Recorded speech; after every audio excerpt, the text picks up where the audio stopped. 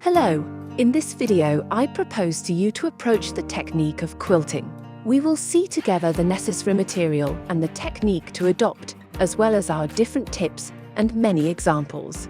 You will see that you don't need much material and that it is quite accessible to beginners, with a wow effect at the end. The only thing you need is patience, because you'll see that it can be a bit long. Quilting is the process of stitching together one or two layers of fabric to batting fabric. The result is a thicker and warmer fabric, and which has a certain relief due to the stitching. This way the fabric has a soft and waffle effect, a bit like a comforter in which one would like to wrap oneself. Quilting is therefore aesthetic, and also practical because it allows to make a garment warmer. It also allows to give more hold to a fabric, for example to a poplin, which can be used to make a jacket. When alone, it would be too thin for this project. There are fabrics that can be bought already quilted in the shops, or you can do it yourself, which we'll see next. The good thing about self-made quilting is that there are no limits on the patterns. You can make lines more or less spaced. The closer the lines are, the more visible the relief will be. I show you here a large choice of different patterns, which we're going to see together. In the classic quilts, we have horizontal or vertical lines. Here we have two examples with different spacing. We see that the rendering is not at all the same. We can also use the lines of the fabric pattern to realize this quilting, as here. We also have the squares, which can be found as here or in bias. There are also the diamonds. And then we can go for more original things, like here with these roundings, or here where we followed the pattern of the fabric. Finally, you can also use something else than the straight stitch of your machine, and use fancy stitches, which give a completely different look. We could then imagine combining different quilting patterns, for example horizontal lines on the upper body, then vertical lines on the lower body. There is one thing to keep in mind. The tighter the quilting, the more lines to sew, and the longer it will take. For the quilting fabrics, there is almost no limit. Just avoid all knit fabrics, which would tend to relax and deform during the stitching. In terms of woven fabrics, we have a large panel here: corduroy, denim, viscose, chambray, poplin, double gauze or gabardine. The better the fabric holds up, the easier it will be to quilt. For example here, the gabardine was much easier to work with than the double gauze. The only thing needed for quilting is batting, which is also known as wadding. It's a polyester fiber mat, which is sold by the meter like a conventional fabric. It is available in different thicknesses depending on the use. For clothing, the so-called medium thickness is often used. There is also fusible batting on one or both sides, which allows it to adhere to the fabric, which saves us the step of pinning or baste. I show you here what it looks like before and after being fused. You can also use other types of batting, like here with a much denser and thicker material, which is almost like felt. This type of batting is more used for accessories because it brings a certain rigidity. Then we need tracing and measuring tools to make the quilting patterns. A simple ruler can be enough, but there are other very useful accessories that can save time. The best is this quilting ruler, which has many mockers. It can be used to quickly draw parallel lines, or to simply find the bias of a fabric. For marking tools, we recommend the famous friction pen, which we use all the time. Its big advantage is that it's very precise when marking, and it comes in different colors, and that it can be erased with heat. A good ironing at the end of the project, and no more mockings are visible. The only thing to watch out for is that on some fabrics, it can leave a white trace. So you have to do a test before on a piece of fabric to check that it can be erased with heat. or you can use the more usual marking tools, like chalk for example. As for the thread, classic polyester thread is just fine, to be used tone on tone with the fabric, or contrasting. You can also use shiny thread to add a touch of fantasy. Finally, for the sewing machine accessories, all are optional, but they allow to gain in efficiency. We may need a double walking foot to ensure even fabric and batting feed. And you can also use this little tool, which looks like nothing. Here it is once installed on the machine. In fact, it is a sewing guide which allows to keep a regular interval between each stitch. You set it to the desired length. Here I measure 2 centimeters from the needle. When stitching, we place the guide in the previous seam, and now you just have to sew straight on. Using this tool will save us all the work of tracing by hand beforehand. There are seam guides for the left and right, but for most projects, one guide is sufficient. Finally, if you have an extension table for your sewing machine, now is the time to take it out. It will make it possible to hold well with the large pieces that we will quilt. The first important advice we give you is to always keep a good margin of fabric around your pieces before quilting. Indeed, if you cut your fabric according to the pattern piece, and then you quilt, there is a big chance that your piece is smaller than the pattern piece when quilted. Quilting will shrink the material, and if on small surfaces, it can be a matter of a few millimeters. On larger surfaces, we can find ourselves with differences of several centimeters. Even better than cutting around the piece with a large margin, the ideal is to completely quilt the fabric and then cut the pieces in. Before starting, we take care to iron the fabric well. This is the basis for a regular and precise work. Then we go to the marking of the stitching lines. We do it with the tools that we have and that I have shown you before. Here, I draw my lines to make a square quilting. I draw a first central line, then I draw parallels at 2.5 centimeters. I will then draw the central perpendicular, and I also draw parallels at 2.5 centimeters.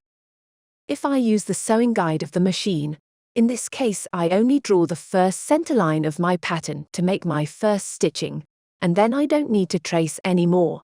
I could rely on my sewing guide. These tools work well for all geometric shapes, which is 99% of the quilting.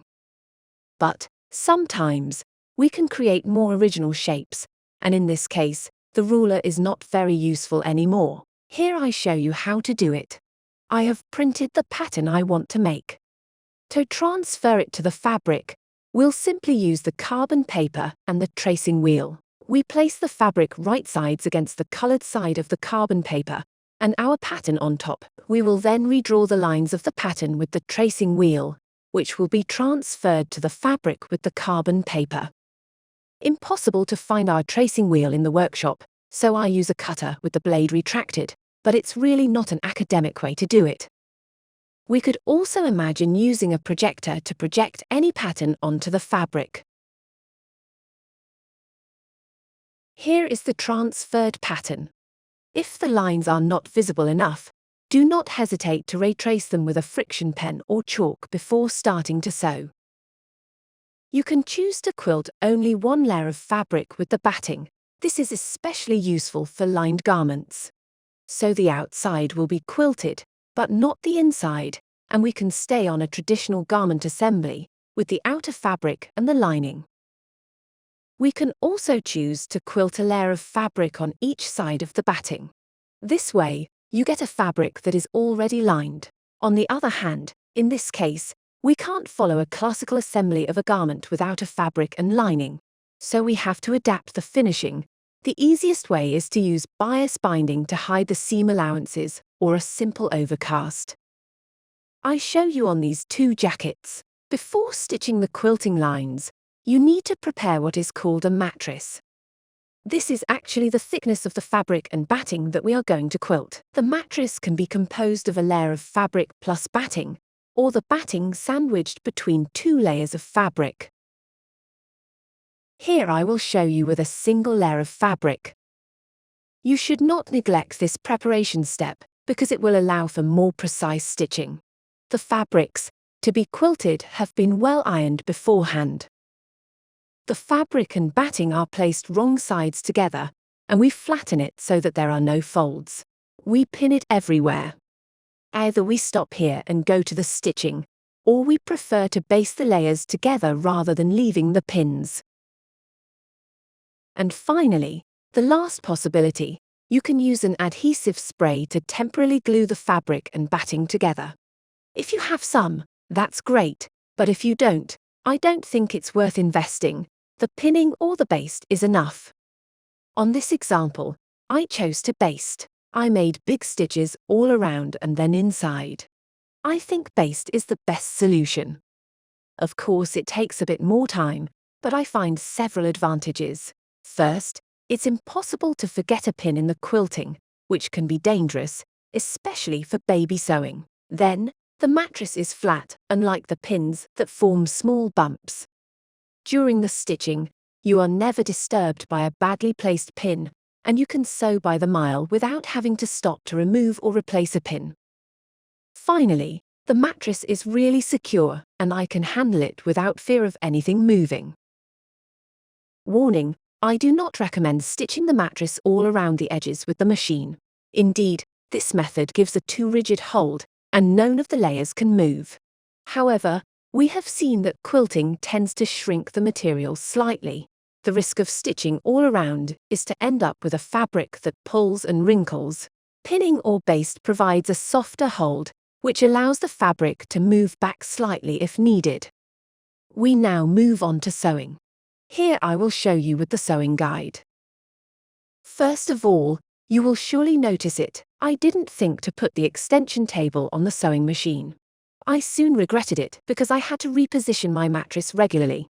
With an extension table, I would have gained in efficiency. We always quilt with the fabric facing us, but never with the batting facing us. When quilting, it's best to start with the center line, then do the lines on one side, then on the other, alternating. This way the quilting will be more regular, and we are sure not to find ourselves with a big shift at the end, whether it's for the fabric or even for the stitching. If a line goes slightly askew, it will be more accentuated as the stitching goes on. The risk is to end up with a line that is not parallel at all, between the first one on the left and the last one on the right. Now we are sure to have a straight center line, and therefore a good base, and if there is a shift, it will be less visible because it is more towards the ends. Since I am quilting a large area, I don't bother to make stop points. You can see that the sewing guide is very useful. I place it in the groove of my previous seam and go. To make straight lines, the best is not to ask questions. Naturally, the machine will tend to sew straight, and it is rather us who, by holding the fabric, create the crossings. So we let the machine manage as much as possible, and everything will be fine. If ever the batting catches on the feed dog, you can put tissue paper or baking paper between the machine and the batting. In the same way, the pressure of the presser foot can be slightly reduced if you feel that it hooks. And finally, you can use a longer stitch length. But honestly, I've never had any of these types of problems with any of the machines I've tested, and I always stayed on my usual settings. For large areas of fabric, when you get to the last few lines of quilting, don't hesitate to roll up our mattress slightly so that it does not disturb us. And here is how we quilt. Once launched, all we have to do is sew quietly by the mile. I show you another quilting, with exactly the same principle, but without a seam guide. In this case, I have previously drawn all my quilting lines by hand, and I just have to follow them. This technique is the safest because we are sure that the lines you sew are straight, and this can be reassuring, especially for beginners. If you don't have a sewing guide, and you don't want to draw all the quilting lines by hand, there are other tricks. The simplest one is to pad according to the width of the presser foot. This gives a rather tight quilting, which is certainly pretty, but rather long to do.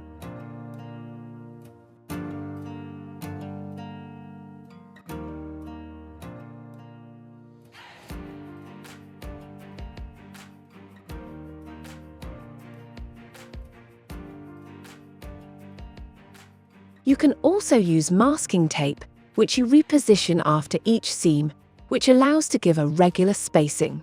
I show you here on this quilting.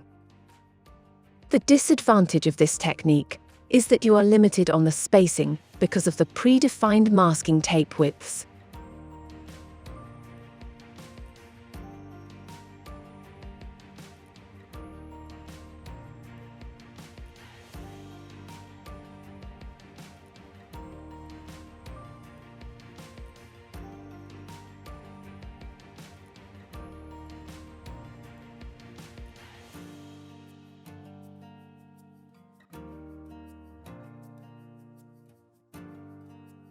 I show you another trick. You can quilt following the lines already present on a fabric.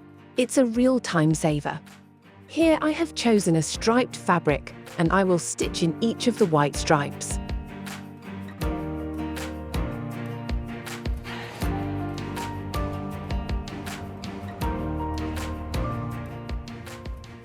Finally, I show you some unusual quilting.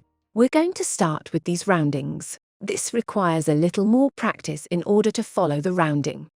My quilting is not perfectly even, and it's quite visible with this kind of geometrical patterns. Then you have to imagine that this fabric is intended for a garment which will be worn and therefore in motion, so the defects will not be as visible as on a flat surface. Last quilting, following a pattern of the fabric. I already showed you with stripes, but you can also imagine a lot of other patterns, not necessarily geometrical. I show you here on floral-inspired shapes. I'm not going to hide it from you. This is the most time-consuming quilting to do. On the other hand, it is also the most unique and original.